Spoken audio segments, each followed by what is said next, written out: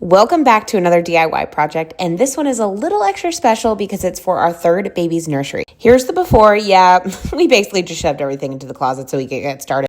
We decided to make the wall behind the crib the accent wall, and the tricky part was that the wall slants up into the ceiling, so it wasn't a straightforward design, and we went back and forth trying to figure out what we wanted to do, but I think it turned out wonderful. So we're actually reusing my daughter's old nursery furniture, so we wanted the wood accent wall to sit a little bit higher than the crib. That way it wouldn't feel crowded, and it would kind of bring the wall up instead of making the room feel small. Instead of removing the baseboards, we just built right from the top of them, and the top board ended up being about 58 inches from the floor, so a little over halfway up that wall. Of course, like every other wall in this house, it was crooked, which meant my dad and Jared really had to do a lot of gluing and nailing to get everything straight and secure.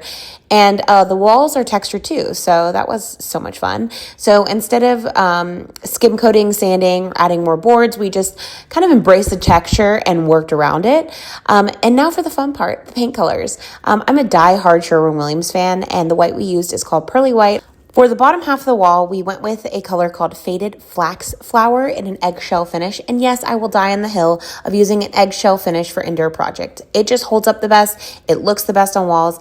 And before painting, I primed the wood so it wouldn't soak up a million coats of paint. I highly recommend doing that step. And painting this room at over 7 months pregnant, what was I thinking? Definitely not my best idea. And it took me way longer than it probably should have. And then the stripes came.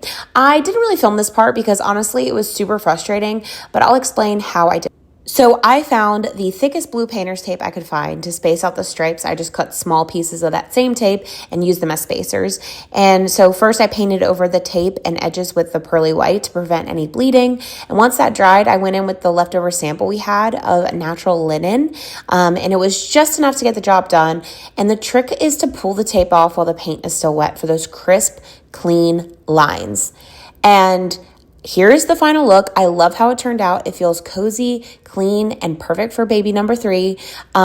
Make sure to follow along because the nursery reveal is coming soon.